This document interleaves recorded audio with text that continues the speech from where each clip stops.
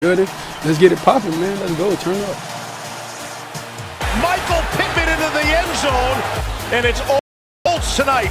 You know you're never out of the football game with him. I was just locked in, I was just calm. Everything was just moving slow. I was just taking it a play at a time. For the tie, it's Andrews, and he got it for the win. Blankenship, no good. We go into overtime. Coach just said, let's get this B. There it is, caught, touchdown. Marquise Brown, a furious comeback for the Baltimore Ravens. Don't count out Lamar Jackson, down 19 points in the second half. He sat down on the bench with Marquise Brown to talk about how many scores they needed to win the game and executed. He threw for franchise record 442 yards, 4 TDs, leading the biggest comeback of his career in an epic 31-25 overtime victory over the Colts. His 5-yard touchdown pass to Brown in overtime lifted Baltimore 4-1 to its 4th straight win and into sole possession of first place in the AFC North. Here's John Harbaugh in Lamar. It's one of the greatest performances I've ever seen, and it wasn't easy. I mean, it wasn't like we came out just up and down the field. You set a lot of records tonight, but one record was you had the highest completion percentage for a 40 pass game. You completed 86% of your passes. When you're doing that, I mean, do you feel yourself being in the zone? Yeah, I ain't gonna really say it's a zone. I was just locked in. I was just calm. Everything was just moving slow. And I was just taking it a play at a time, and that's what it was. Man. All right, the maturation of Lamar Jackson, Keyshawn Johnson. How far can Lamar carry? To the Super Bowl, I ain't even gonna let you finish. Okay. He can take him to the Super Bowl, Molly. He really, truly can. That defense continues to get better. That secondary shores up. And when you talk about just who he is as a dynamic playmaker and his ability to strike fear into the defensive unit, it's ridiculous. They didn't want him to get the ball at overtime. Especially after he was cooking the way he was cooking. Yeah. If you think about it, you go back, I think it was the Indianapolis Colts game where they were sitting out there, Hollywood Brown was dropping footballs left him, not the Colts game, it was, what game was it, the Eagles? The Eagle game, and he was dropping Detroit game, he dropped 3 touchdowns. Yep. So you start adding statistics and all that up. Then when you look at his ability to make plays, when he gets into trouble with his feet, and now he's starting to keep his eyes and head downfield and not thinking about running first. I think a lot of people think that he's just a run-first quarterback. When he's in the pocket, he's a pocket passer. It doesn't look traditional. So to most people that watch football, they look at it and think it's Friday Night Lights because he's so dynamic. And then people want to say, well, he's running too much, he's going to get hurt, his body is slight. He's been doing this since he was in Pop Warner. Nothing going to happen to him. He knows how to protect himself. And that's the beauty of it. And he's just, man, I love it. He could take them all the way to the Super. He already beat the Chiefs. Right. Okay? Yep. So he got that out the way. That's off his back. He done already beat Cleveland before. That's over with. Only team that's standing his way in the AFC, in my opinion, is Buffalo. I wouldn't go as far as to say he knows how to protect himself because I've seen him put himself in dangerous situations. No, dangerous situations as far as your eyes say, just because it looked a certain way. But he knows how to protect himself. Okay, when that brother's stretching near the goal line the way that he did, I mean, listen, he could He's been stretching that way forever, That's though, cool. I'm Stephen just A. saying, it only takes once. You know that. Oh, come on, man. That. I mean, so here's what I'm asking you. Right, go ahead. Do quarterbacks like that with that style in the plays that you see? Is there anyone that style? No, hold on. I'm talking about dudes that's running around, Okay. the Russell Wilsons, the Kyler Murray, the Cam Newtons. When they're diving and doing those things, are they getting hurt? No, they're not. No, they're not. The people that's getting hurt is them Carson Wentz's and them type of dudes. Fair enough. That's all I'm saying. Here's where I'm at with Lamar Jackson. I got to see it. Other than they got to pay him his money. No. Oh, no.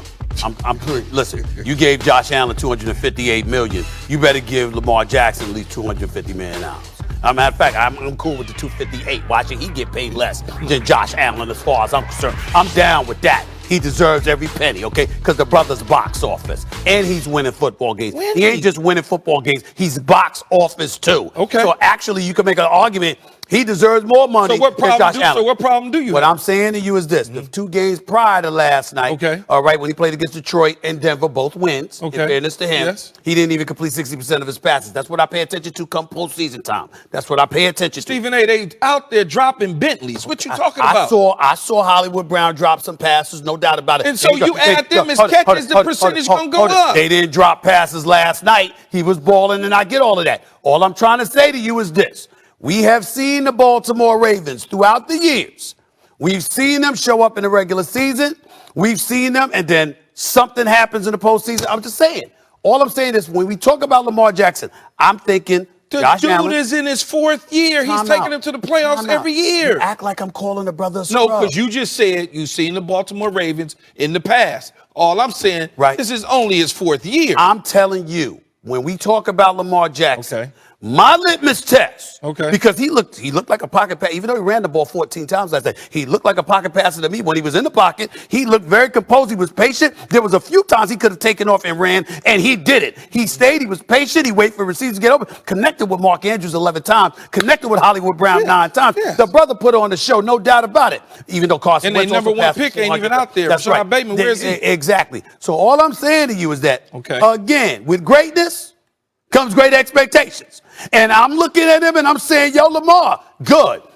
I love what I'm seeing. Okay. Because come playoff time, Okay. you gonna see Josh Allen or Patrick Mahomes. I ain't worried about. Listen. Baker, And by the way, yeah. listen. By the way, Baker Mayfield liking one of the tweets when I said they ain't winning no damn Super Bowl with Baker Mayfield as a quarterback. Damn it, I meant it. I didn't stutter, but that doesn't mean, Baker Mayfield, that I don't think you can play. I think you're a very good football player. I just think that there are quarterbacks That in are the better. AFC that are better. That's all. Prove me wrong.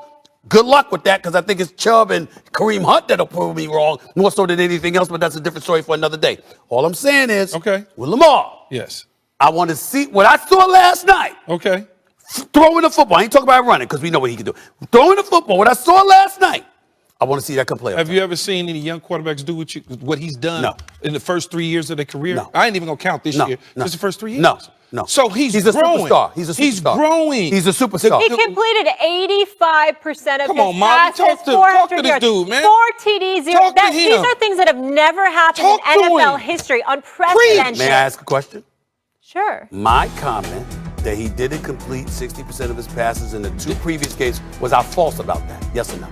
No, but Don't there's say context. what? But there's context. I'm to just that. saying. But come on, man. If Molly ain't teeing you up right and the producers ain't helping us up right, this show ain't gonna be tops on the air. That's true. But Okay, think about it. I understand that. Think I about understand it. that. I understand. So if they out there dropping, like I said, they out there dropping Bentleys and Right. Lamborghini trucks and all that sort of stuff, instead of holding on to the damn ball like they did last night. Okay. I had Okay. the same conversation with Okay. Swagoo and Dan Orlovsky. They kept saying he needs help. He needs help. Yeah, they got to catch the ball. Yes. He's putting it in the bread basket. Yeah, but you act like that. If Justin Herbert was doing the same thing, you act like that was applicable the last 3 years he was in the postseason. Even though he won a playoff game last year, you act like that's applicable. growing. I understand. We know that. We listen. And Molly's question, can they win the Super Bowl with him? And I say yes. I said I got to see it to believe Oh, it. man, All right. come on, Now man. don't give me no come on. Now here's the You other don't thing. trust him in the clutch. You don't trust him Here's when the he other thing I counts, want to get you on do. Keyshawn about. He just came back off That's what I mean. from 19 That's- last night. He's ignoring you. I'm not ignoring him. Here's my point that I want to get on Keyshawn about. I would never ignore you, Molly. Here's the deal, Keyshawn. I have a right to look at the competition too. All I'm saying to you, y'all act like I'm sitting there saying the brother ain't a superstar. He's a Who do you superstar. Who do you But I need wanna to see him see- beat? The Who do you question need to is- see him beat? Well, it's going to Because be Patrick Mahomes and Josh he Allen. beat Patrick No, Mahomes. that was He the didn't regular already- season. It don't- Yeah. So when I beat No. somebody But in like, the regular season, how I else don't are we gain- going to do I it don't on gain Madden? confidence. Where else are we going to I'm beat not him? saying, guys, y'all are acting like I'm saying the brother ain't a superstar. What I'm saying to never you, said what I'm that. saying We to you, ain't said is nothing I like want to that. see him do what he we did never- in the we never said- postseason. we never That's said- all I'm saying. I That's can't called say that. faith. Yes, you can. All right then. But you moving the goalposts. No. Because like Molly said, he done already got one dude away from him, so his confidence is going to build. He Keyshawn. already got Cleveland in the back. Like I said before, Buffalo is the only First of all, team. Cleveland was never an issue for me, ever. But I it's never a- said it- that. but it was a- And it was an issue the for a only lot of issue- people. The only issue we ever had directly talking about Lamar Jackson and one another was the Kansas City game. I said he needed to win that game And he because he had did it. never beat And that he- okay, so he and did he it. did it. That's the only time. Other than that, Okay. we've always been consistent with the argument that I So knew is that I the wanted best? to So done. are they, I'm are they done the with best this. team in the AFC? I don't think so. Okay, so you think the Bills are better? Yes. Okay. Okay. Yes. All right. We'll see what happens. We'll see. Yeah. There's a thing called faith. I'm on here for another Walk by 15, faith, 16 not by weeks, sight. something like All that. right, You ain't running. still You to ain't come. gonna do it. Gentlemen, Right. we got to get back to our big story of the day. The email that shocked the misogynistic and anti-gay language in numerous emails during a 7-year period that ended in 2018. The Times story came after Adam Schefter reported the NFL had sent the Raiders additional Gruden emails to review emails that were on top of the one that surfaced last week, in which Gruden used a racist comment in referring to NFLPA Executive Director DeMaurice Smith, and other emails in which Gruden disparaged NFL Commissioner Roger Goodell with a vulgar description. The Raiders said assistant Rich Bisaccia will serve as interim coach. As you can see, Jon Gruden put out that statement on your screen. I've resigned as head coach of the Las Vegas Raiders. I love the Raiders and do not want to be a distraction. Thank you to all the players, coaches, staff, and fans of Raider Nation. I'm sorry, I never meant to hurt anyone. Raiders owner Mark Davis adding, I have accepted Jon Gruden's resignation as head coach of the Las Vegas Raiders. Interesting timing. These emails were sent while Jon Gruden was working for ESPN as a lead analyst for Monday Night Football, and his resignation announced during Monday Night Football last night. Keyshawn is getting set to join us right now. Obviously, he just finished his radio show. He played with a unique perspective, playing 2 years under Jon Gruden. We will get to him momentarily. Welcome into First Take. Thank you for being here. I'm Molly Karen Rose, Stephen A. Smith. I'll start with you, Stephen A., as Keyshawn gets set here. Yes. What's your reaction to all of this? Because this was shocking as I was watching the game. It was really coming down throughout and at halftime.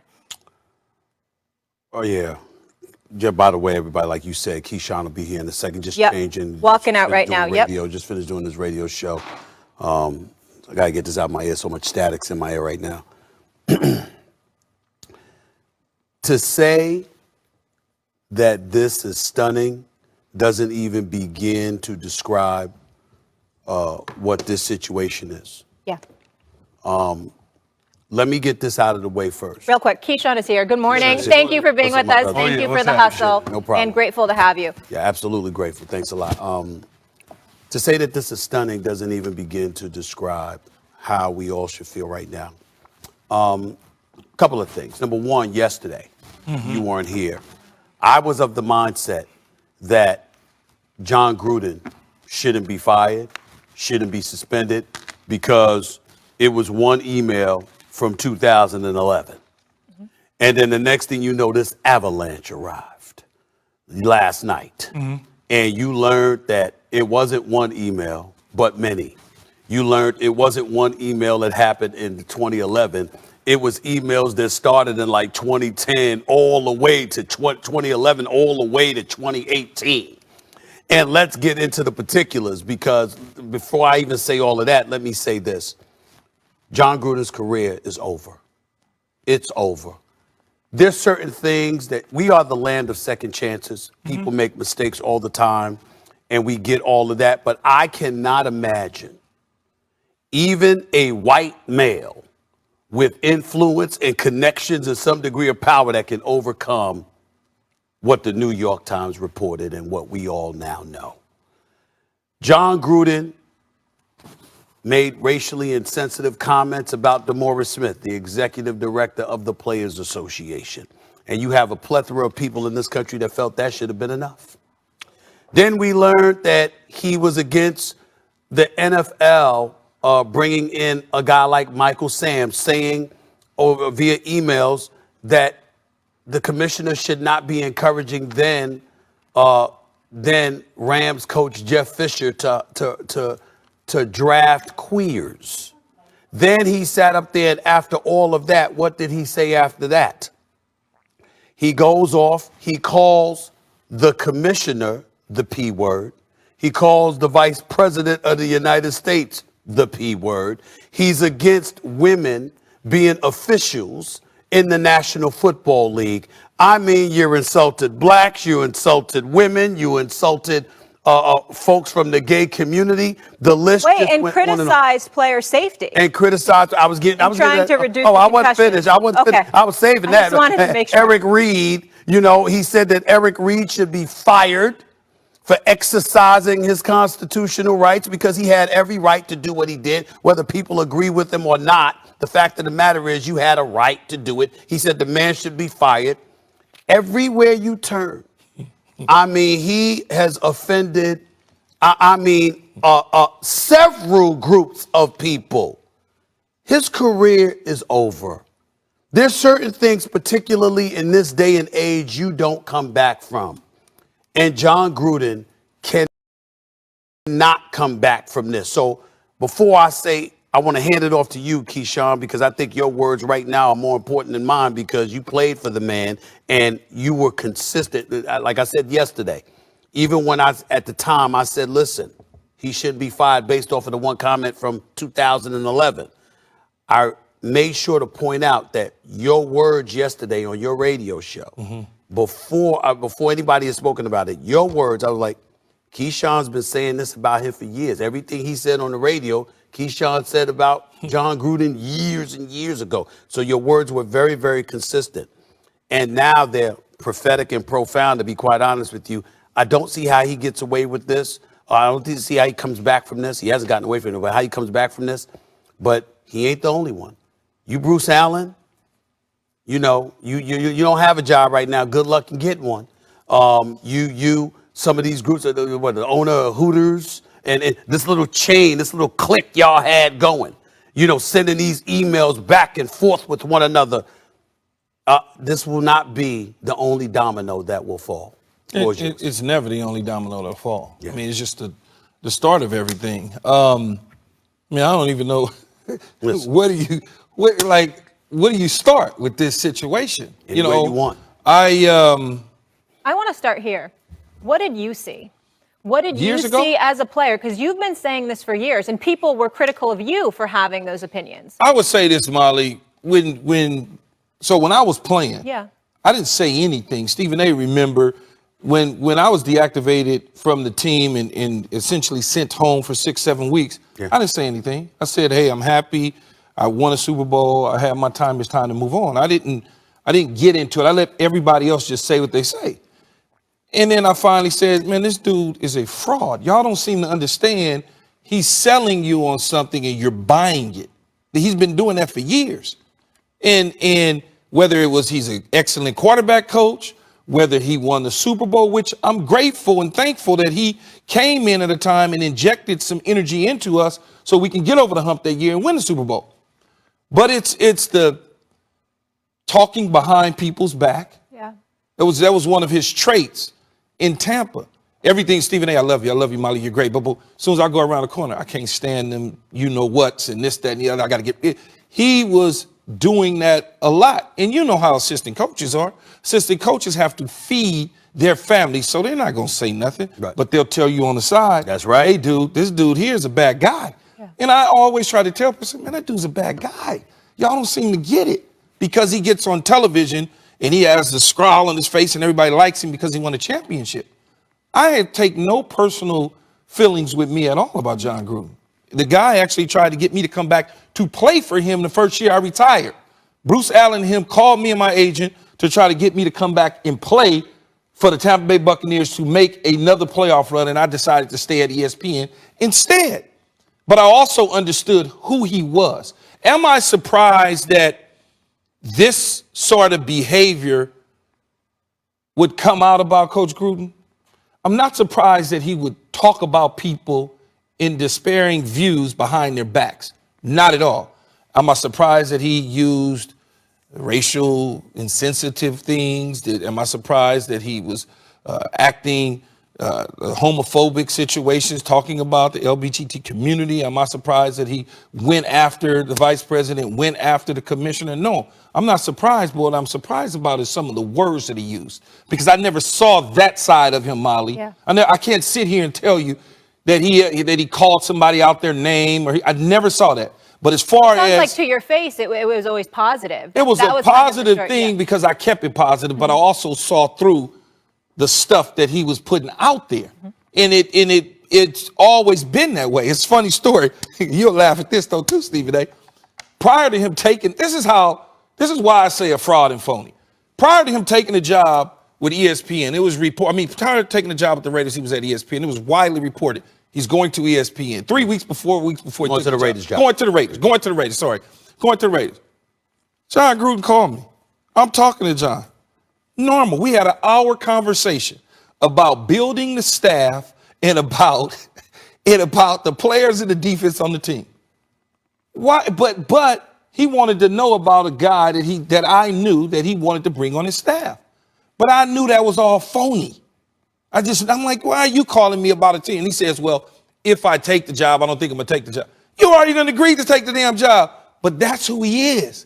And you have to know that and take it with face value and deal with it that way. Now, as far as all the emails go, in the insensitive language in those emails, he's dead wrong. And what happened to him yesterday should have happened. And you and I had a sidebar conversation. And you told me, Stephen A., you said, no, you're wrong, Keyshawn. Right.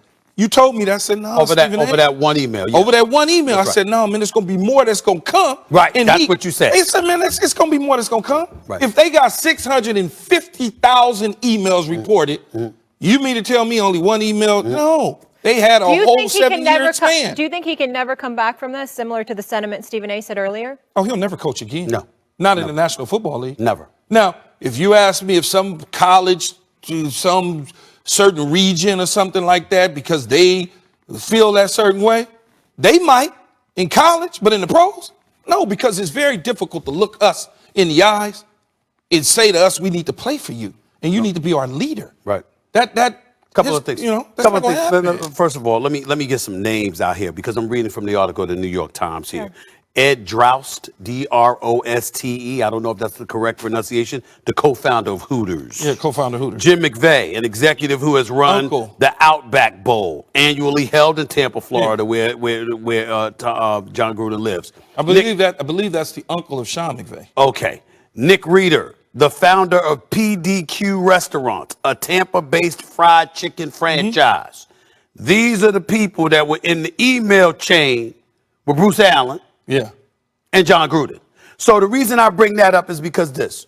Listen, Keyshawn and I go back years. Molly, love you dearly. We've been working together for years and stuff like that. You don't share emails back and forth with people spanning 7 years. No, you don't. Where you say stuff like that. Unless you're comfortable. Unless you're comfortable. Well, it's a level of privilege also. Wait a minute. Wait. Privilege. In being comfortable and feeling... With us like that. You could say it once and we like, what the hell are you doing? Whoa, stop right there. Yeah. When you got emails spanning 7 years and there's an email chain involving all of that kind of language and sharing pornographic material with one another and stuff like that, because all of that's in the article here, okay? That is not an accident. Now, I'm not making accusations. But no, I'm saying highlighting that kind of stuff is not normal. But here's what I'm going to say about Bruce. I've been knowing Bruce since I was a kid, man, here in L.A. Right. Bruce was a former general manager at the Oakland Raiders. Okay. Eventually moved to Tampa Bay when Rich McKay was pushed out by Jon Gruden. He took over Tampa. Been knowing him since I was a kid, since I was in junior high school. Right. His name being involved in that hurts to the core. Wow. It hurts to the core. You know who his brother is, right? You know who Bruce's brother? George Allen, the former governor of Virginia. Wow. Go figure.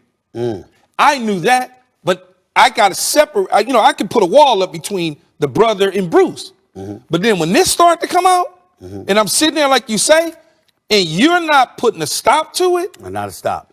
Not a stop. That's It not good. hurts to the core because you didn't expect it from him. And you not at all. Not at all. Right. Never.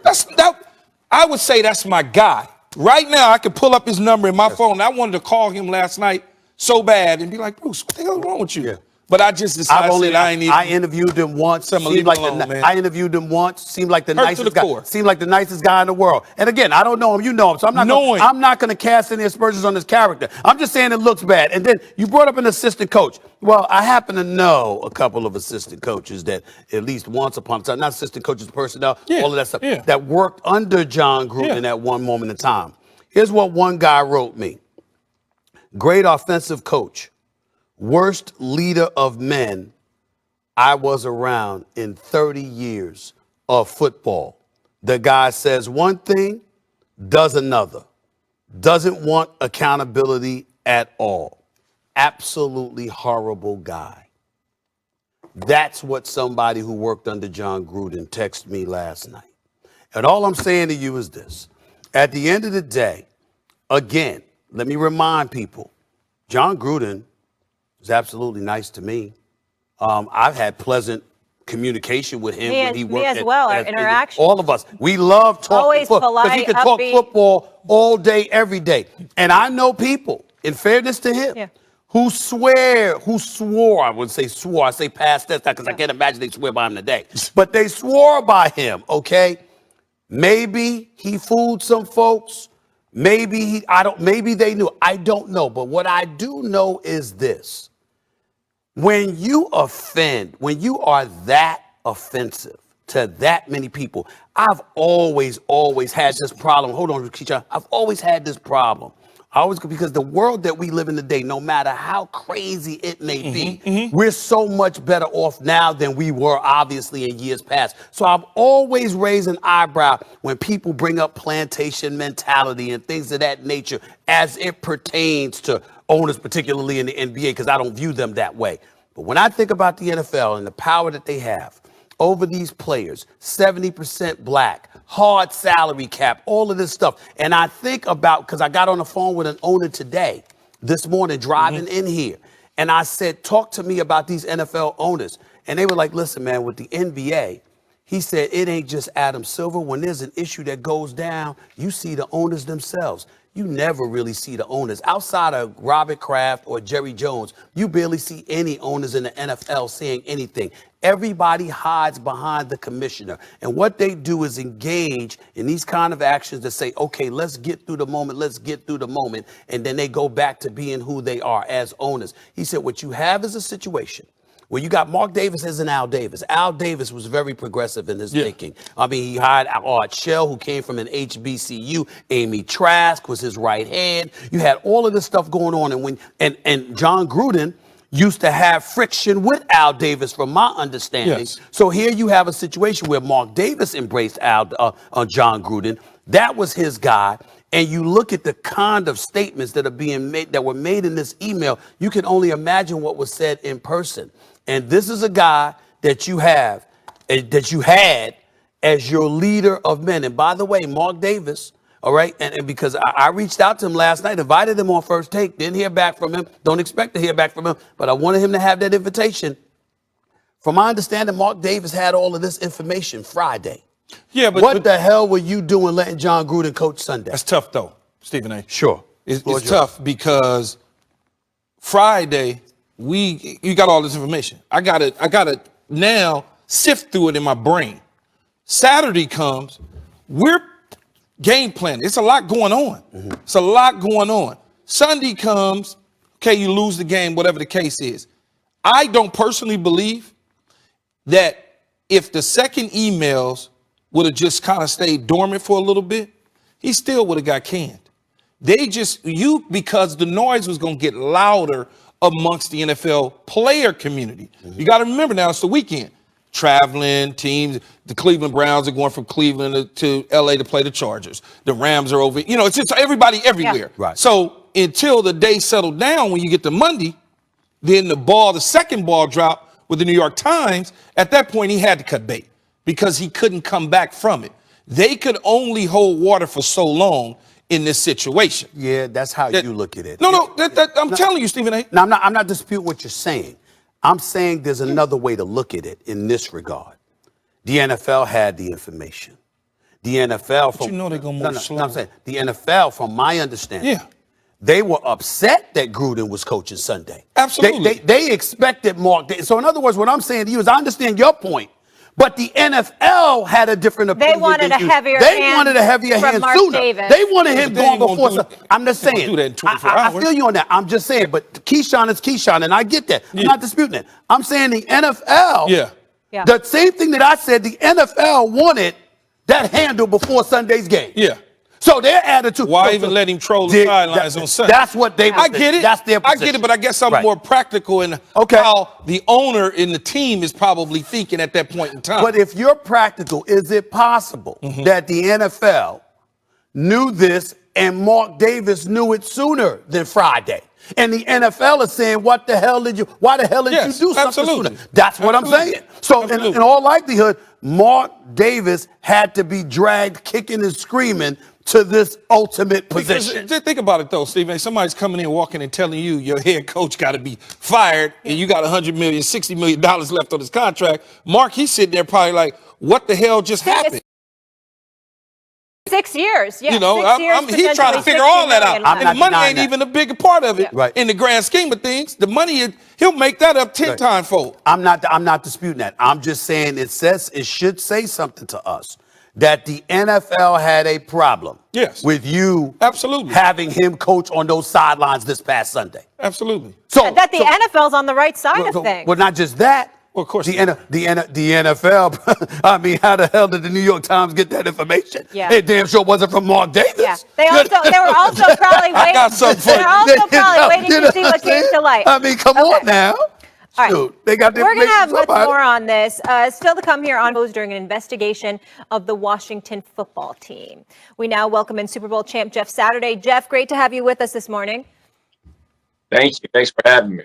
Of course. And we're going to get into a bunch of different angles, but there's something specifically I wanted to talk about with you. I heard you touch on it and Get Up, and I found it fascinating. So obviously you were an executive member of the NFLPA, and you were fighting for player safety, essentially.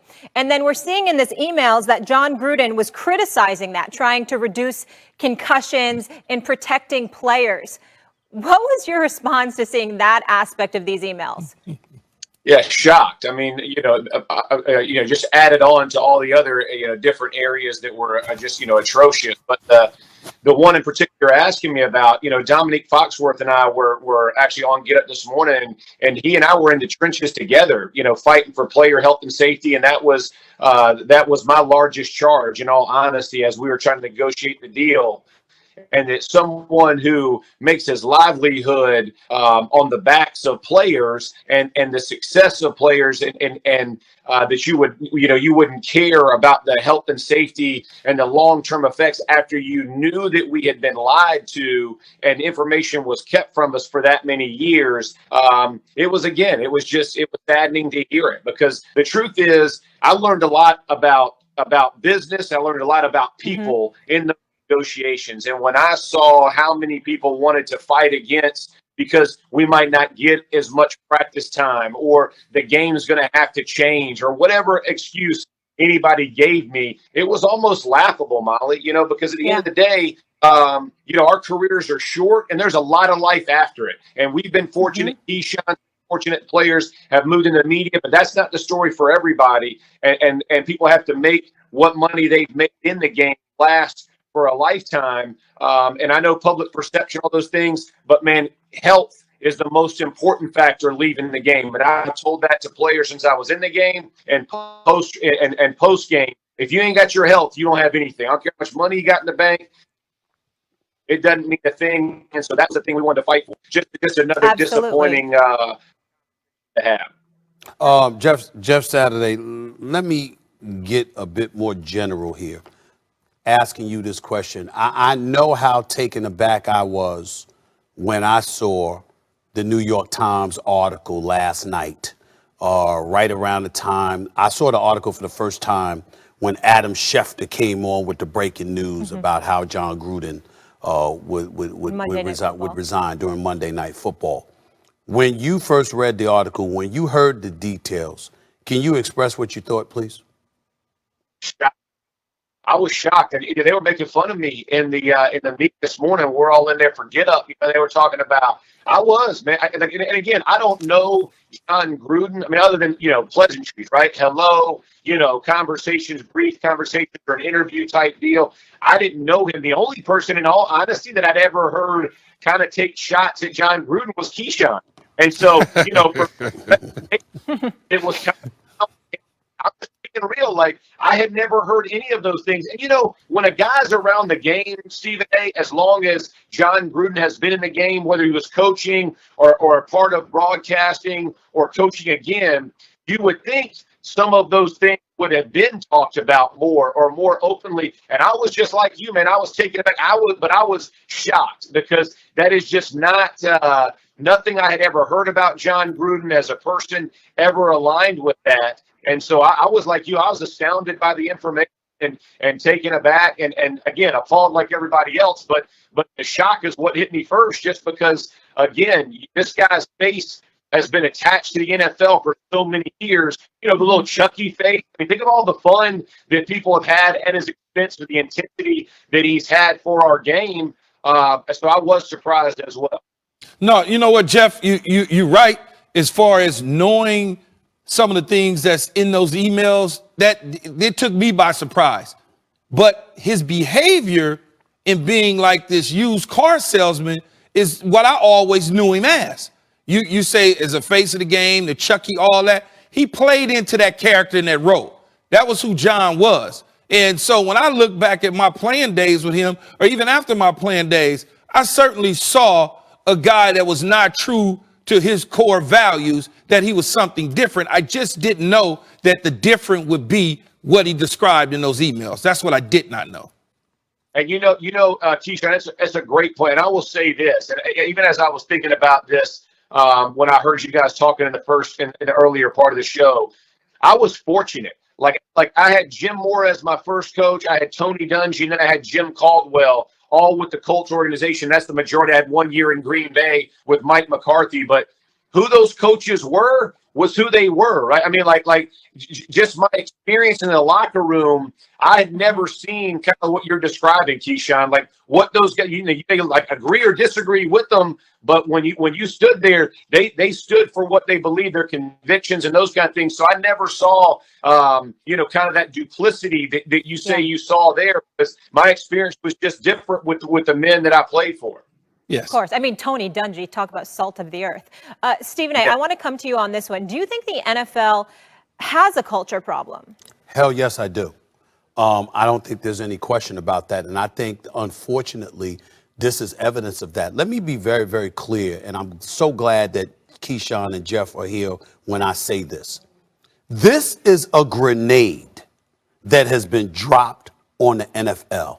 And an implosion is about to take place. Because understand that what Jon Gruden did. Jon Gruden, again, offended blacks, offended the gay community, offended women. When you look at it from that perspective, okay, and then you take into account the things that have been said about the NFL, particularly at a time where you have to juxtapose that to the NBA. Understand what the NBA is. The NBA has successfully gone about the business of being a global brand. The NBA has been proactive and is known for being proactive in a lot of it. It's not reactionary. They are proactive. And so as a result, when you got guys that don't get to hide behind helmets and shoulder pads and what have you, right?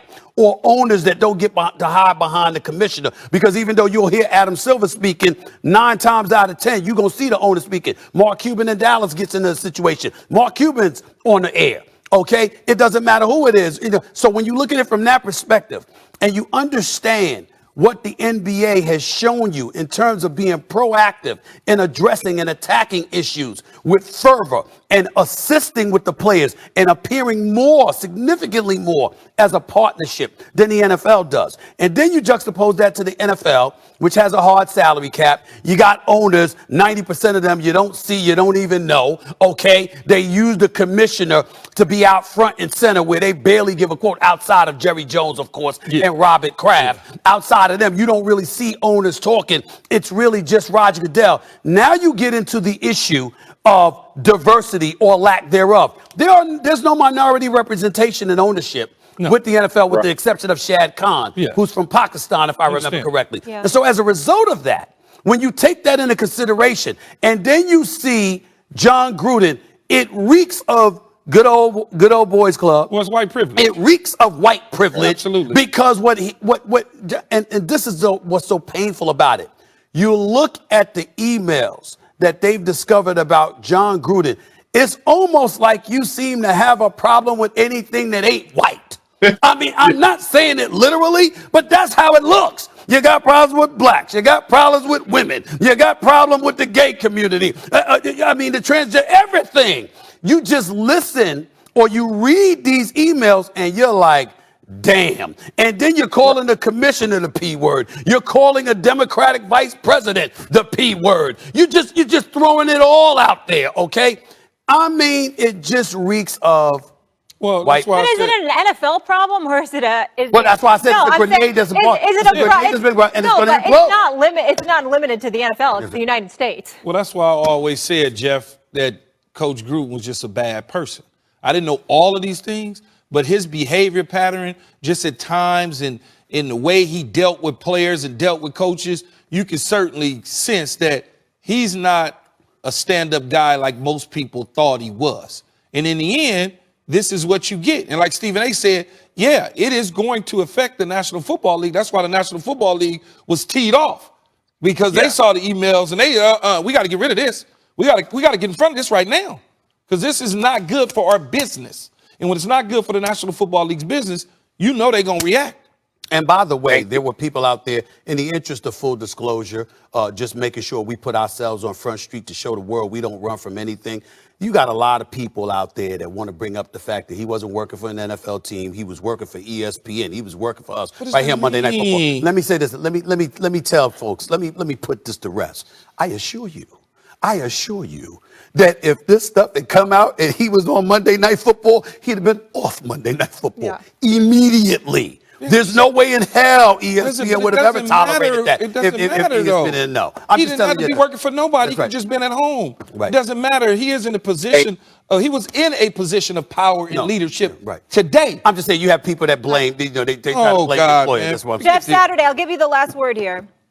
Well, I was just going to say, one of the interesting things for me was the way that this information was found is we're actually doing a court case basically for the Washington football team and the culture of their organization as a whole. That's how all this information was found. So to speak to, do you have a culture issue? I think it's clear and obvious, right? Is that if you're having to research one of your teams, one of the 32, and how they've behaved and how they've conducted business, and then he's a part of these emails. And then to speak to a broader, the broader scope is, and Stephen A. touched on this, and so did Keyshawn, is the black representation in positions of power in the NFL, and whether it's head coaches, whether it's coordinators, whether it's general managers, like you just look around the league. And you ask, how are we going to continue to push? So I think, to Stephen A.'s point, there is going to be an implosion, because I can tell you there has to be a lot of emails. I mean, you know what I mean? Like, I'm not worried about my email, right? 650,000 emails or whatever are going, but I can guarantee you there's some other people who are very concerned about what is going to be. That's going to be the most interesting, is how the NFL handles the rest of it. Because to be just limited to Jon Gruden, I would be shocked. I mean, how many names were on the emails and what was being said? I'm not sure if that ever gets, uncovered, or it was just because of Jon Gruden, because of the New York Times. I don't know how it works, but if you're in the NFL, there's a lot of NFL people who had to be, attached to those emails, and that could be a big issue for the NFL and the Shield. Yeah, and what happens in darkness always comes to light, sometimes even 10 years later.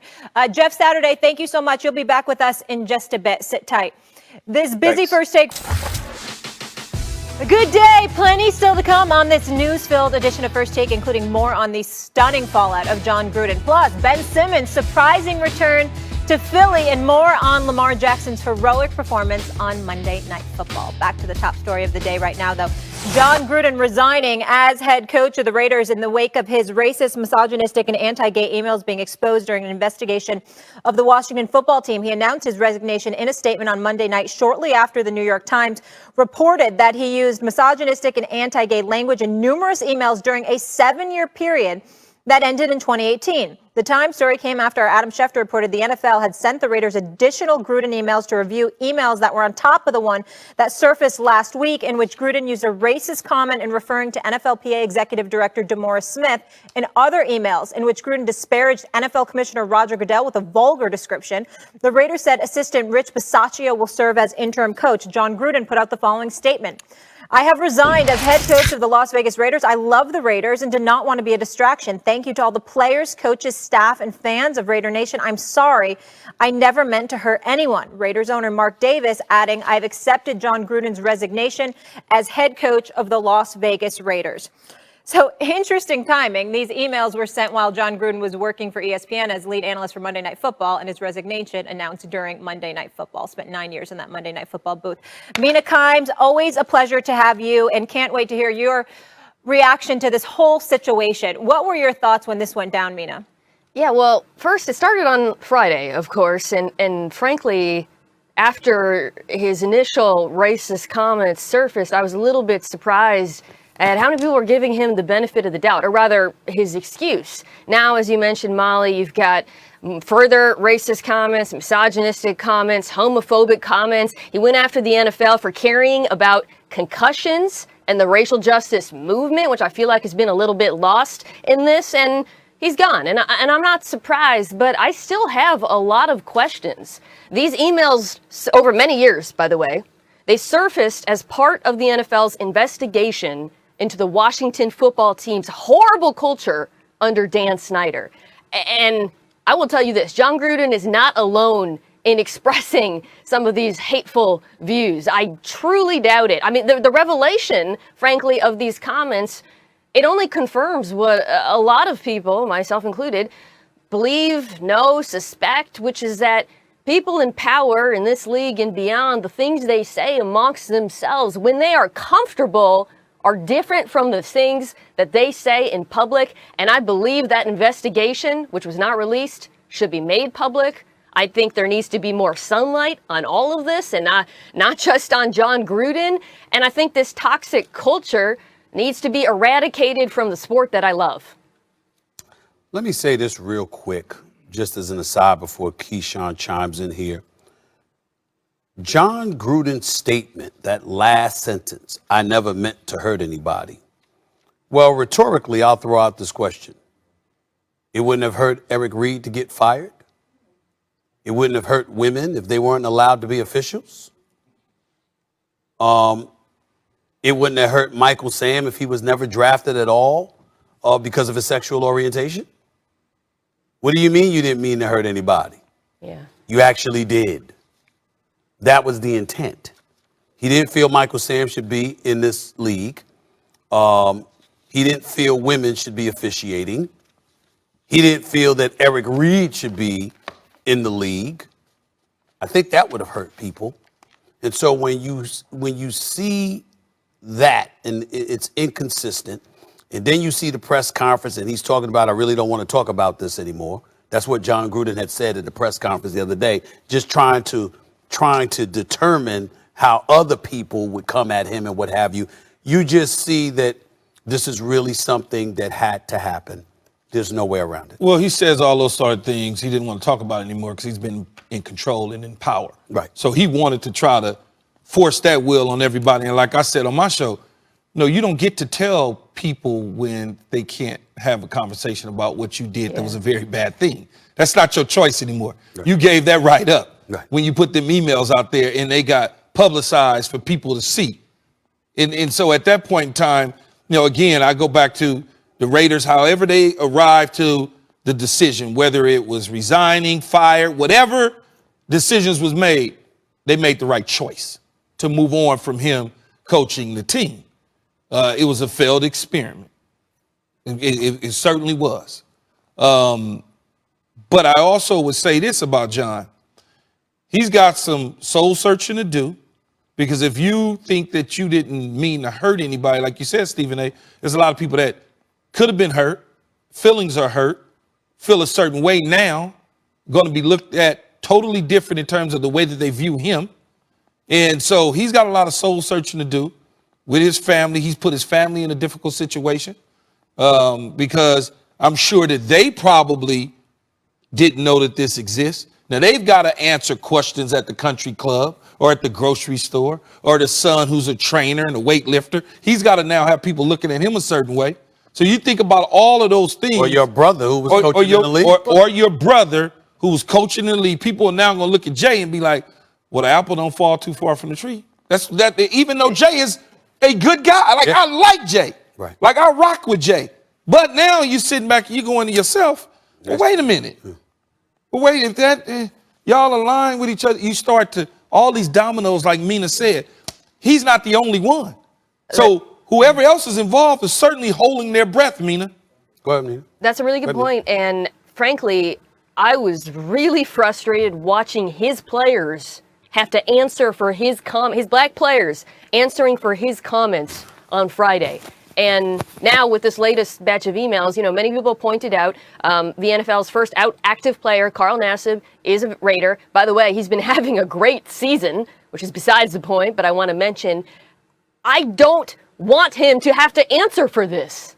If he wants to speak on it, more power to him. But it frustrates me, it angers me so much that Jon Gruden put his black players in a terrible position last week. He's put Nassib in a difficult position now.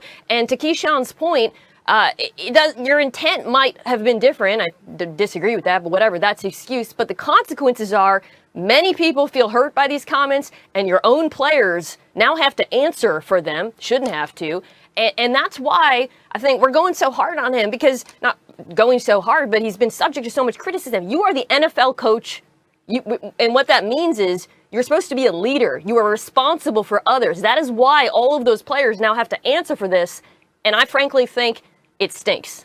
The great thing, though, about answering for it, though, Mina, is the locker room can now rally around Rich Bisaccia, who I know, who's the interim coach, a longtime special teams coach that I jump on the table for, that I don't have any worries about whatsoever. Because when you are a special teams coach, as you know, Mina, you deal with everybody. Yeah. There is no offense, defense, kicker, punt. You deal everybody, all 53 people you deal with, because they're part of your unit. So I think this will last a couple days as far as the Raiders go, and then they'll be able to move on with a new leader in charge. It still will hover around Gruden, and there'll still be conversations, but for the most part, Stephen A., it'll go away from inside the locker room. There is, Mina, Molly, Keyshawn, there is a silver lining here. Because you see, he said what he said in those emails. He said it in an environment that showed the existence of this kind of clique. Yeah. All right. It raised eyebrows. It alarmed us all. And it reminded us that it's real easy to do in an environment like the NFL. Because when you don't have diversity amongst ownership, Yes. when you have limited diversity amongst management, then obviously you combine that with a hard salary cap and the level of restrictions that you're able to place on a franchise because of the heavy hand that you wield.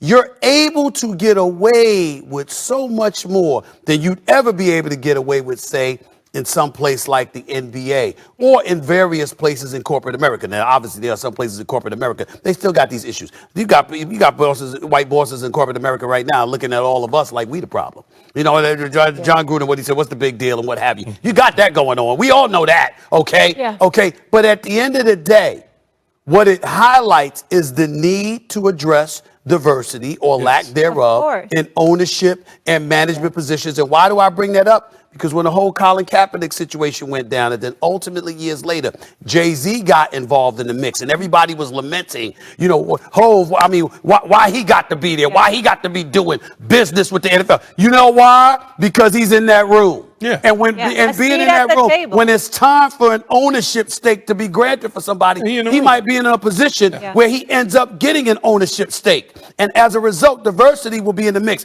And when you have that level of diversity, They can't go around willy-nilly communicating like that and acting like that and thinking they're going to wield some level of power, because there are people that don't look like them, don't share their pigmentation or hue or cultural identity, and as a result, they got to educate themselves to such a degree so they can act accordingly, and that's what makes the world a better Real place. quick, I know we need to go to break, and I know you'll be back with us later, Mina, but I wanted to get your thoughts on this because I just found it so egregious. What did you think of the fact of the player health and safety issue, how he was diminishing, protecting the players, and you're making your money on their bodies? And we know the detrimental effects of CTE, the long-term health, and how awful they are. Yeah, I'm glad I feel like that's been a little bit overlooked in all of this. I mean, granted, there's so much content in these emails. It's hard to focus on one thing. But yes, he talked about the NFL's initiative to reduce concussions and basically mocked Roger Goodell.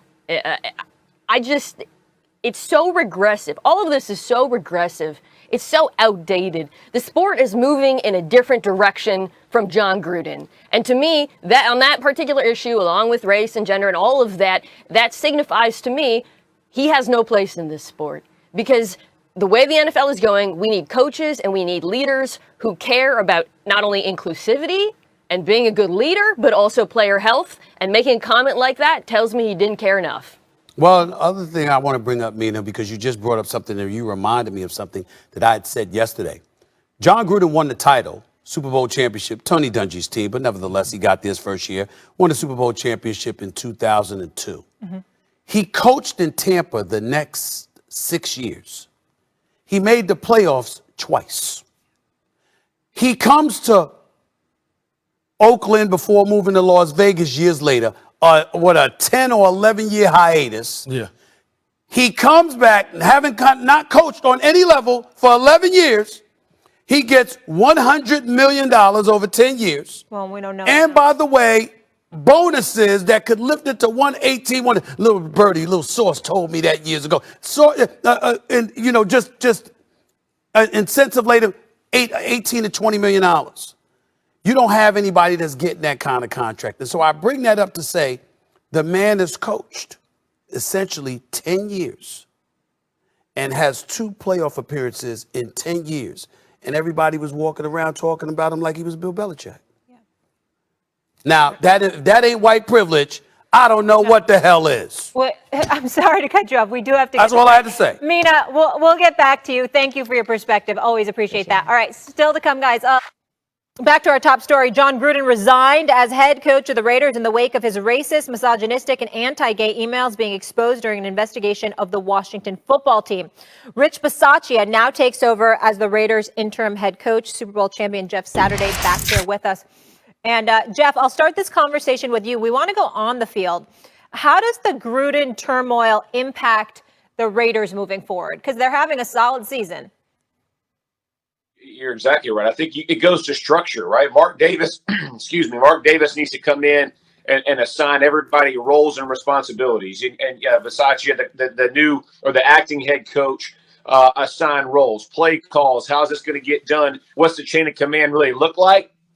And then, Molly, you roll from there. I mean, here's the reality of a locker room, an NFL locker room. We are taught our whole lives to control the controllables. What Jon Gruden is out of our control. And as harsh as that sounds, the minute that thing happened and Jon Gruden stepped down, it keeps moving. And so guys like Derek Carr on the offensive side got to step up. Hey, man, I'm going to be the leader. I'm going to be the touch point. Everything's going to come through me. Like, you're going to watch leadership come to the forefront from players, and you can watch this team develop. You have to frame it as a player as this is an opportunity to show my leadership and the capability in tough times. How do we respond? And I think every player, and Keyshawn knows this, man, we're in a locker room. It sounds as bad as it could, but it really doesn't matter what goes on outside of our locker room. It's us versus the world. So how do we respond now? Jon Gruden's gone, next man up, and here we go moving. So I think once the structure's set in place, which we know is happening right now, those calls will be made. But listen, I played for 13 years on a player-driven team, and it was armed from Tony Dungy and Jim Caldwell, allowing us to be the voices not only in the locker room but in the community and to our teammates. If somebody needed to be challenged, it was our job to do it. This can happen in Las Vegas, but it's just a matter of who will step up on which side of the ball and really take control of this thing and move from there. Jeff is absolutely right, Stephen A. When you think about it, it's about the locker room. Okay. And Rich Versace. When Rich takes over, he gets up there in his first team meeting, and he is now the interim head coach. They're going to take his lead. The Jon Gruden stuff is going to go away. They're not worried about that. As wild as it may sound, we play for each other in the 53-man locker room. We don't necessarily play for the head coach, even though we like Coach Dungy and we like Coach Caldwell and we like all the guys, Bill Parcells, them. But we know that we're together in the locker room and the people upstairs are together as far as the coaching staff goes and doing what they do. Gruden's gone now. It's about us leading things forward. It's about leadership groups stepping up. It's about the quarterback taking command. It's about the new offensive coordinator calling the plays. It's about the defensive coordinator getting to do what he wants to do and not what he's being told to do, Stephen A. Well, listen, Jeff Saturday, you're going to have to forgive me because I know this is a serious show and a very serious subject, and I get all of that. But I'm going to have to be, get a little lighthearted here. Keyshawn. What's up? Nice try, my brother. What's up? Real slick on your part. Oh, this comes down to Derek Carr. That's what this is about right here. I want to hear all this other stuff. Keyshawn ain't getting away with this Jeff Saturday. Derek Carr, MVP candidate. I told y'all the Raiders would go come down to earth. And they lost over the last 2 weeks. They're on a 2-game losing streak, okay? And all I'm saying to you is this. Listen. We know the Jon Gruden situation is a serious matter. Yes. But as an aside, I just want to remind the world. I told Keyshawn, I said, they were 6-3 last year and then went on a 6-week stretch where they lost 5 games and didn't even make the playoffs. I got to see it to believe it. And here we are. Now, granted, it's been a distraction for a serious issue. That's what I was going to ask you. It's been a matter for a serious issue. Right. And I totally get that. Okay. But I love the fact that you said, it ain't about the coach. We play for each other. Well, last time I checked, the player's going to still be there. And that quarterback is going to still be there. And by the way, I don't know how unhappy he's going to really be that Jon Gruden is going. It certainly ain't going to compromise his skill set. So where I'm looking at it, excuse me, is the offensive coordinator let go? No. Is the defensive coordinator let go? No. Your special teams dude is now your head coach, and you jump on the table for him. That's what you said. Yeah. That's what you said, right? Yeah, I mean, absolutely. so they still playing in Vegas, right? Well, hold on, Alliance Stadium is still fly, right?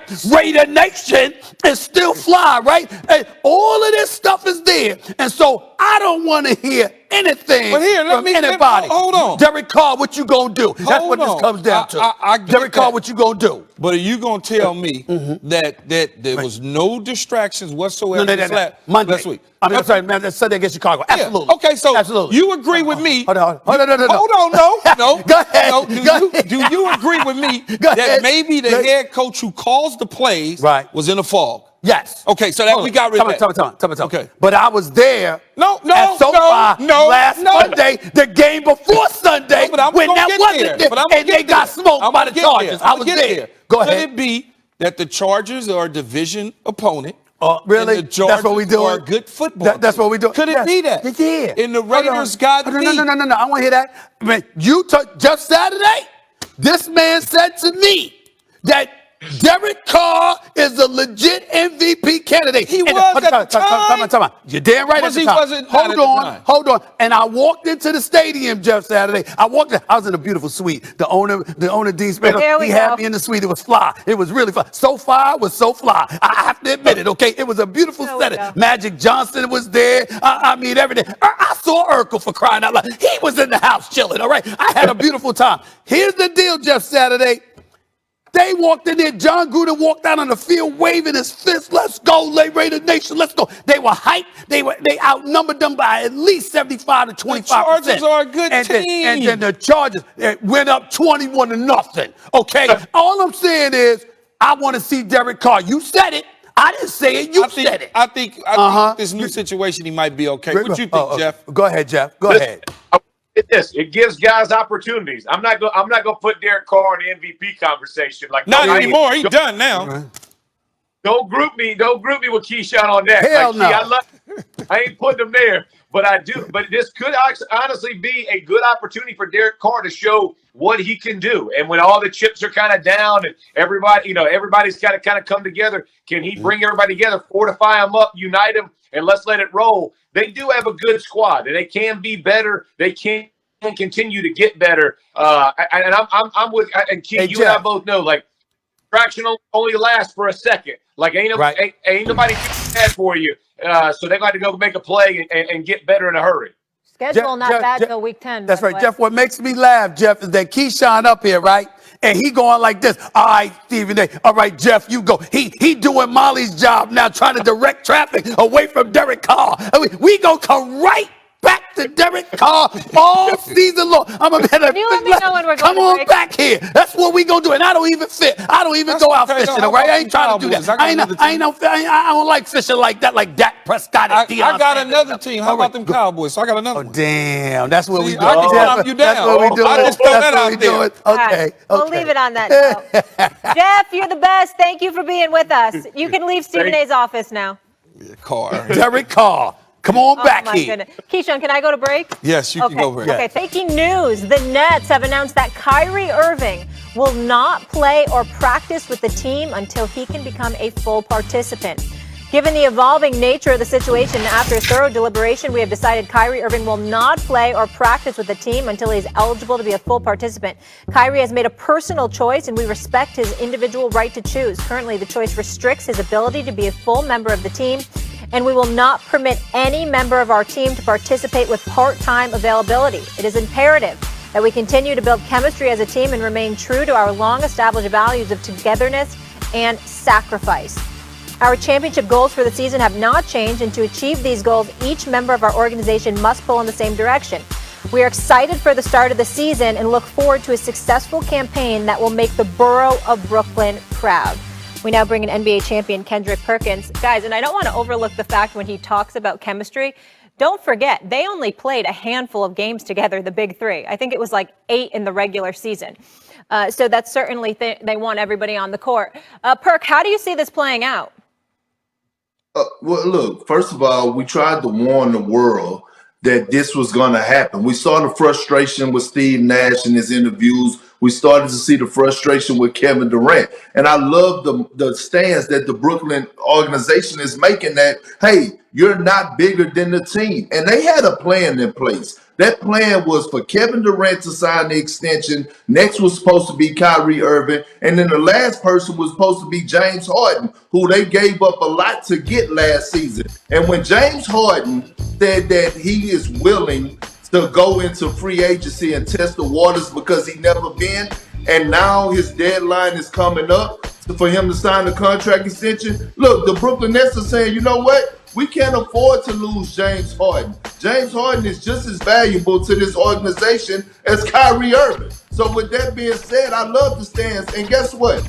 I wouldn't be surprised if Kyrie Irving retires this season for at least 1 or 2 years and comes back. He's that stubborn, and I don't see him getting vaccinated.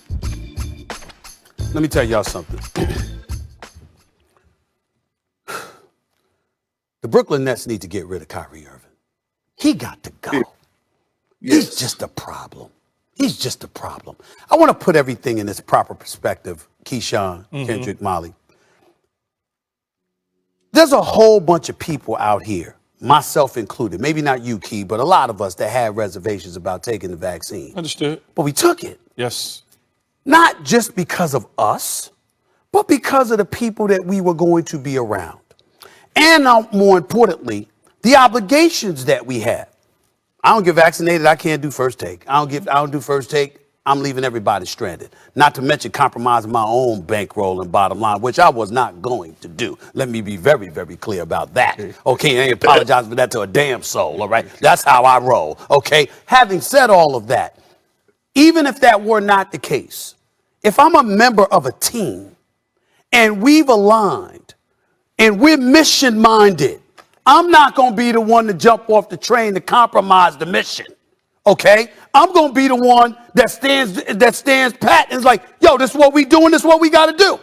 Kevin Durant, 6.2 billion plus people have taken the vaccine. Whatever conspiracy Kyrie Irving wants to come up with, all right, good luck with that. But the bottom line is that means you're looking at everybody else who's taking the vaccine, and that's the position that you're maintaining.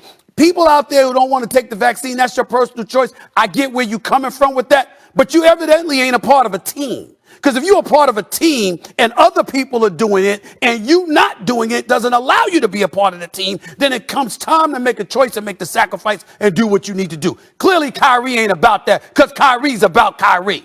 His heart might be in the right place philanthropically, charitably, in terms of the causes that he partakes and the donations that he makes and stuff like that. And he should not be excoriated from that.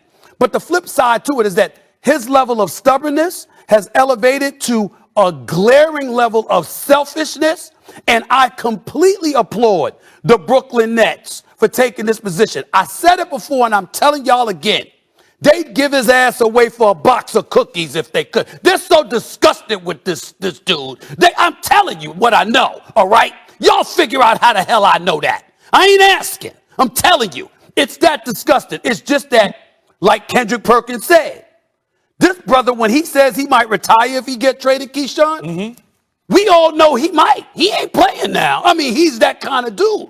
And so as a result, you got teams that don't want to trade for him, A, because he might retire, or B, he might be just as much trouble for them because his focus ain't just on basketball. And as a result, they got to give equitable compensation in return for his services. And why give away that for a dude you cannot trust? And be clear, you cannot trust Kyrie to be anything but Kyrie. He gonna do what he feels is best for him, and everybody else be damned. And it's a damn shame because now you might lose James Harden because Daryl Morey is lurking in Philadelphia. Don't think for 1 second Daryl Morey ain't trying to get his hands on James Harden. I'm telling you what I know. Floor is yours. No, I would say that the Brooklyn Nets did the right thing, no question about it. Perk and Stephen A. They did what they were supposed to do. Because when you look at it, if you got a player like Kyrie missing time, now all of a sudden, let's just assume that they're good enough to make it to deep run into the playoffs or make it to a championship. Now, all of a sudden, there's other states, and you know how states and cities are, they follow each other at some point in time, that all of a sudden they make a decision to adopt what New York and California has decided to do. Now, he can't even play in the championship games, let alone practice time with his team. You cannot, and you know this, Perk, you can't miss time practicing and then think you're going to just come and play in the game. The chemistry is going to be all thrown off. You're going to have all sorts of issues. So they did the right thing. And as far as moving him, who's going to take him? I know I wouldn't. Because why would I want to disrupt my locker room and have that problem taking on your headache? I got a question for you, Perk. Obviously played in the NBA, won a championship. They are the favorites to win the championship. They came together to win a championship. This isn't like, let's get to the playoffs, let's do this. This is like, we're going to win a ring. What are you thinking if you're in that locker room, if you're Harden, if you're KD, and this is what's happening with Kyrie? Well, Molly, let me tell you something. Being part of a championship team and teams that, going to, 5 finals in my career, when you're part of a championship team, when I was in Boston, we used to have this saying, lose yourself in the team. Put your agendas aside and lose yourself in the team. Because for the simple fact, the goal that you're trying to accomplish is bigger than one individual. But look, this didn't just start right now. This started last year. And I said this. When Kyrie Irving, didn't contact nobody and just sent a text message, I believe, to Steve Nash and said, hey, he's taking off for personal reasons. And the team had to go on the road and play some games. And then all of a sudden we saw footage of Kyrie Irving, I believe it was at his sister's birthday party doing the stanky leg. I said it was a problem right then. And Steve Nash don't deserve this. But when you're trying to win a championship, you need everyone to be committed. And you know who's probably frustrated right now? Because this decision wasn't just made by Sean Marks or Steve Nash or the ownership of the organization. This decision has to involve Kevin Durant. Kevin Durant is saying, you know what, look, I've been going to war for you time and time again. Enough is enough. So I guarantee you left me in the trenches, We got to go. Yeah, we got more NBA. I will say this. Kevin Durant, from what I'm told, has reached that point, of course, he wants Kyrie there. Yeah. But if they trade him, so be he ain't going to lose sleep. Yeah. I'll leave it at that. All right. Well, speaking of losing yourself for the team, Kendrick Perks sticking around here with us. Ben Simmons has just landed. I will tell you where, and we will get the latest on that situation. Don't go anywhere. It's First Take. Plenty more to come. All right, I'm ready, all right. Tonight to take a COVID test to start the process of rejoining the franchise. And here with us. Big Perk. Can they reconcile the 76ers and Simmons? You know what? Stephen A. Miley, I had Doc Rivers on here 3 weeks ago, and Stephen A. asked Doc a lot of questions about Ben Simmons, and Doc was saying he wasn't giving up, and all he needed to do was get Ben Simmons there. And I was sitting back watching and saying, Doc, no, I don't believe you. And that was my bad for even doubting Doc Rivers. Something had to change, okay? Because you don't go from a guy that's saying, I'm willing to forfeit my salary for the season to showing up at the front door. And once Doc Rivers get Ben Simmons in that office, he's gonna make it happen. Ben Simmons will play games for the Philadelphia 76ers. Yes, I strongly believe that they can reconcile. This is just stage one of marriage counseling. They have a ways to go, but getting them there, now he's probably already in the meeting with Doc Rivers. Well, he's supposed to be in the meeting with Doc Rivers today. That much I can tell you. The only thing that he did yesterday was arrive to take his COVID test. And until the COVID test comes back negative, you weren't allowed around the team. So he didn't see Doc Rivers and the staff and the players yesterday. He'll see them today if he hasn't already. Here's what we have to pay attention to. Joel Embiid said some things about him feeling disrespected and the team feeling disrespected. From my understanding, Ben Simmons is still of the mindset that he wants to be traded. He just did not want to lose his money because they took $8.25 million, as you know, KP, and they put it in escrow. But what that means is that he doesn't necessarily lose all of that money. That means they got it in escrow, and then they'll use it to fine him every day that he's missed. So he's already missed out probably on $1 million, $1.5 million, something along those lines. And the mentality is that over the span of 4 years, since he is owed $147 million over that span, that's something that could be made up. And supposedly he ain't sweating now. Evidently he sweated it enough to get the hell back to the team, so he didn't have to be fined more. You got a $22 million mansion in Calabasas to pay for. Quite frankly, that's what it is. Well, that's what it is. I mean, it was public information. I didn't expose it. I'm just telling you what's been put out there. 22? Yeah, $22 million. Around the corner, but we can talk offline. Wow. All I'm saying is, but that was put out. I don't do that. But yeah, of course. I thought the Valley's a little all right, cheaper. so here's the deal. At the end of the day, here's what it comes down to. He's back with the team, but he's still hell-bent on being moved, being traded. Yes. The mentality is that in order to get back, you got to maintain or elevate your market value. The longer you stay away, the worse you look. Not only are you losing money, your cachet is diminishing. The team can't get equitable compensation in return for your services because they'll be moving you for 20 cents on the dollar. They're not willing to do that. Plus, you're hurting your status and your cachet. Now, people in Philadelphia and stuff like that, he's going to take some heat. Yes. Ben Simmons needs to understand why he's going to take major heat from Philadelphia. You're the one that messed up hitting only 34% of your free throws in the postseason in a 7-game series loss to the Atlanta Hawks. You were the one who appeared scared to shoot the ball. Philadelphia is not maligning Ben Simmons because he played bad. Philadelphia is maligning Ben Simmons because you came across like you blaming us for what you did, when in actuality, all we've done is support you all of these years. So that's where the vitriol from the city of Philadelphia is going to come from. If he's man enough to take it, it's possible he can survive. Yeah. But because he'll go out there and play well, and then it'll be water under the bridge. I don't know if he's willing to do that, and that's why I think he's come back with the intent to ultimately get traded sooner than later. You covered the Sixers, the Eagles, you Philadelphia guys, so you kind of know the pulse of the city. Yes.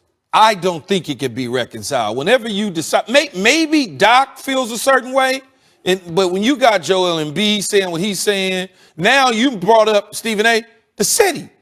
You turned your back on the city. Now you want us to forgive you. Plus, you've already checked out. Mentally, you've checked out. You've already said you did not want to be a part of the Sixers. You wanted to move on. Now you go back in to basically save money, which is a smart move. Don't give money away. It's hard to earn. Don't give it away. Go in and hold your value strong so the team can make a decision on who wants to trade for you so they can maximize that value. Don't hurt yourself by doing that. But you say, hey, just play well. Well, what if he starts off playing bad? What if there's an air ball here? What if there's a missed shot there? What if there's missed free throws? What if I don't want to shoot? I get caught up in the same things that I was doing in the playoffs. Imagine what that fan base and how fast they're going to turn up. God forbid. Now, all of a sudden, that value going to go, Right. That's what you're dealing with. Yeah. That's what you're dealing with. I will say this to you real quick, KP. The only thing that would be absolutely disastrous for Ben Simmons, and I would strongly advise him not to do this in the city of Philadelphia. You can play bad, and that's going to be bad enough, don't get me wrong. But if there is just a scintilla, a speck of a question mark as to your effort, that's when it will get ugly. When they look at you and they go like this, oh, he's not playing hard, he's not running hard. But they're going to do that anyway if he ain't scoring. And he ain't doing what they want him to do. Not in Philadelphia, not effort. Philadelphia will pick up on effort. You can sit up there and mess up. But if they see a lack of effort, God help him. Yeah, but listen, Ben Simmons had to report to Philly with some type of plan in place. Okay, we already know, Rich Paul is not no dummy. Who's his agent? And for the people out there who don't know. Okay, so that's the first thing. Keyshawn and even Stephen A., we all know what can sometimes heal wounds in professional sports. Winning, right? Winning and playing well. So my thing is, one, Ben Simmons, yes, you have to go out there and play well to up your value so you can get traded. But what if you actually play well? Your team is playing well, because by the way, this same exact team was number one in the East last year with the best record in the Eastern Conference. What if you elevate your game and play well? And like I always said, those boos start turning into chants. Ben Simmons. All right, we got to go, guys. We don't know. Sorry, guys. The go. only reason I'm saying that is because they were number one seed last year and he still wanted to leave. You'd have to make him stick around this whole regular season. He doesn't want to do that. Nets Sixers, October 22nd. We'll see what guys will actually be in that game. Big Perk, talk to you soon, sir. Still to come here, Keyshawn and Stephen A. get the final word on the fallout of this major Jon Gruden news. We get back to that before we say goodbye. Keep it locked. First Take.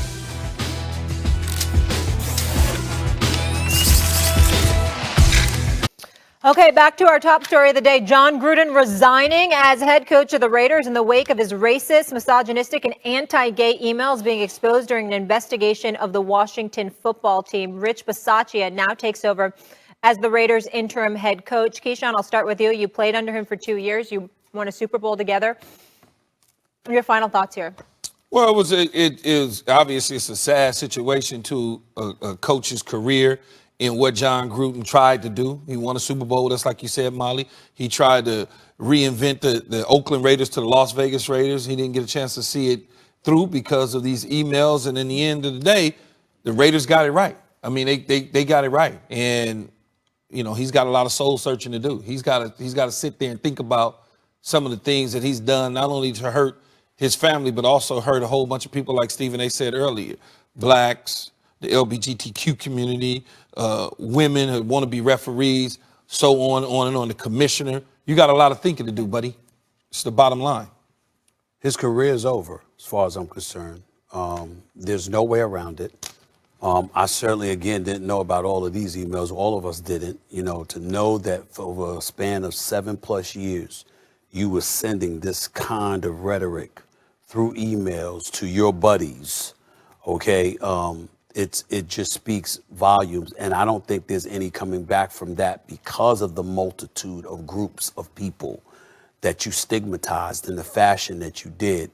What he did also should be incredibly alarming to the NFL from the standpoint that if there was ever a level of motivation that should be attached to diversifying management and ownership, this should be the final straw.